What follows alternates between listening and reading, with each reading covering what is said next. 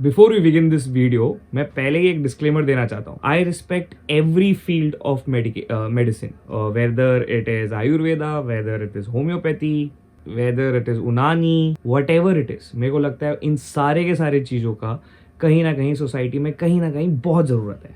उनका इंडिविजुअली एक पोजिशन है. So whatever I want to say in this video does not mean I disrespect any of them. मैं सिर्फ reality बता.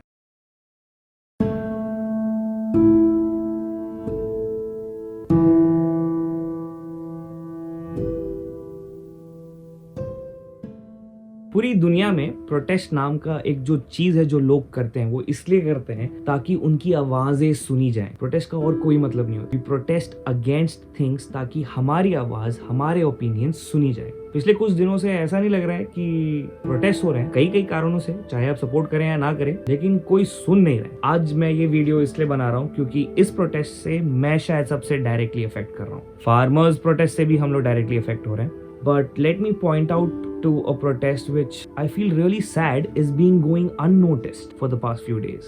The doctors' strike, which happened a couple of days back. The doctors are protesting against this new law that the Ayush Ministry has brought in, which allows Ayurvedic doctors to learn and to practice 58 to 70 types of surgeries. I mean, शायद आपको समझ में नहीं आ रहा मैं क्या बोल रहा हूँ. तो let us break down starting से. सबसे पहले हर साल 10 से 15 लाख बच्चे शायद नीट का यूजी एंट्रेंस एग्जाम देते हैं जिसके थ्रू वो लोग एमबीबीएस में घुस सकते हैं. सिर्फ 70,000 एमबीबीएस के सीट्स हैं. बेसिकली इसे 60 या 65,000 है. बाकी सब फॉरेन मेडिकल ग्रेजुएट्स जो इंडिया में आते हैं. तो टोटल 70,000 एमबीबीएस बच्चे हर साल ग्रेजुएट करते हैं, फ्रेश ग्रेजुएट्स. यहाँ तक घुसने के लिए कितने लोग एग्जाम दे रहे थे और कितने लोग को सीट मिला? अब इसके बाद 5 साल का एमबीबीएस, 5.5 साल का एमबीबीएस के बाद 70,000 में से सिर्फ 20 या 25,000 बच्चे पोस्ट ग्रेजुएशन की सीट्स के लिए जाते हैं, जिसके अंदर से जनरल सर्जरी की मात्रा इतनी है, 25,000 इतना, उस जनरल सर्जरी इतने ही लोग रहेंगे. जनरल सर्जरी 3 साल, 5.5 साल, 3 साल, और फिर उसके आगे सुपर स्पेशलिटी जो अगेन 3 साल होता है, फिर फेलोशिप. मतलब इन ऑल 9-10 साल तो लग ही गए. 9-10 क्या, 11-12 साल तो लग ही गए. इतना सब करने के बाद एक आदमी एक एक्सपर्ट सर्जन या ट्रेंड सर्जन बनता है. और अब हम लोग अलाउ कर रहे हैं आयुर्वेदिक डॉक्टर्स को डायरेक्टली सर्जरी के कुछ प्रोसीजर्स सीखने का परमिशन मिल रहा है, और अब वो ये सर्जरीज करने का लाइसेंस पाने वाले हैं. मैं आयुर्वेदिक पढ़ाइयों को कमज़ोर नहीं मानता, या फिर वो हम लोग जितना मेहनत नहीं करते ये नहीं मानता, बट वो कुछ और पढ़ रहे हैं विच इज़ जिसके अंदर वो एक्सपर्ट है और हम नहीं हैं, और मैं वो एक्सेप्ट कर सकता हूँ. तो ये सर्जरी में कैसे एक्सपर्ट हो जाएंगे? इन्होंने 5 साल आयुर्वेदा का पढ़ाई किया है, एमबीबीएस नहीं किया. वो कॉम्प्लिकेशंस कैसे समझेंगे, क्या करना है कैसे समझेंगे? उन्होंने रिलेटिव एनाटॉमी, कितने चीजें हैं यार जो उनको देखना पड़ेगा. How has the government passed a law which will allow them to do these things?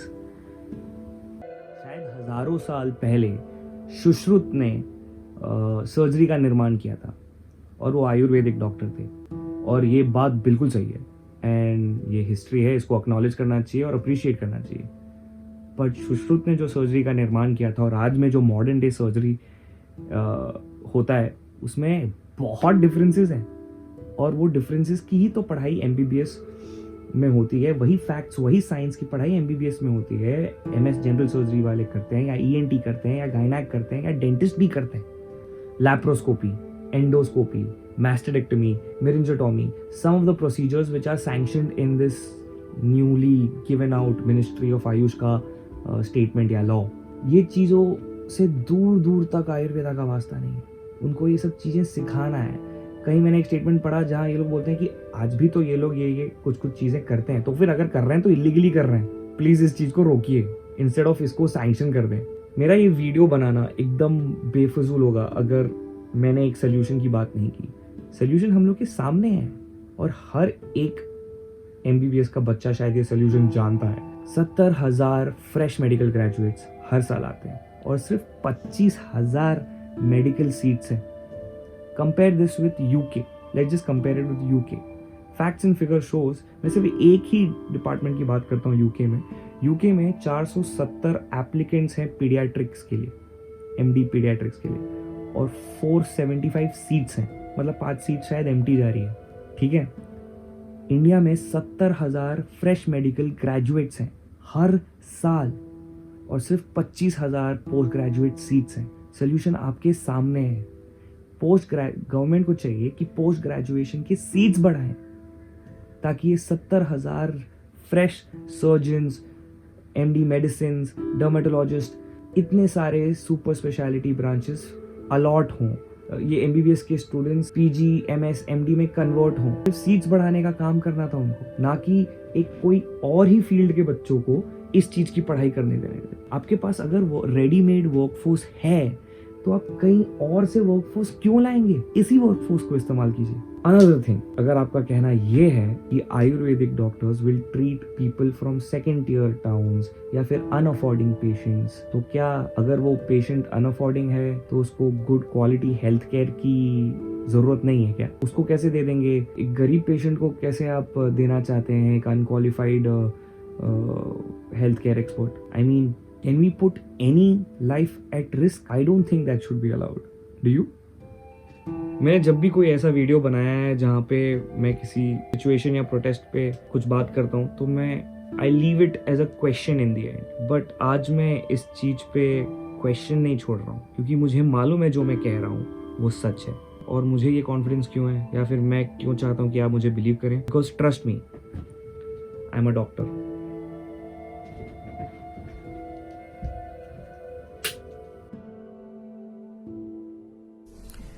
I'm Dr. Sharda Jain, Secretary General of Delhi Gynecologist Forum. Medical fraternity trained in modern medicine is extremely upset, allowing BMS and BIMS doctors to do surgery. Modern medicine has devised a very good training courses, and that is why all over the world we are very popular. It is acceptable to us,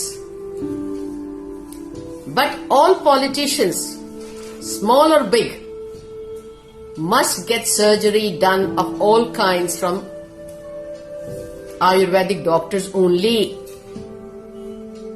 and not make general public of this country guinea pigs.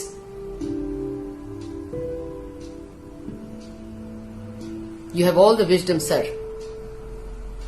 You're all for public of this country. My sincere request to the Honorable Prime Minister, Honorable Health Minister, to see and put that particular line that all politicians hereon will get surgery done from Ayurvedic doctors. Thank you very much for listening to me.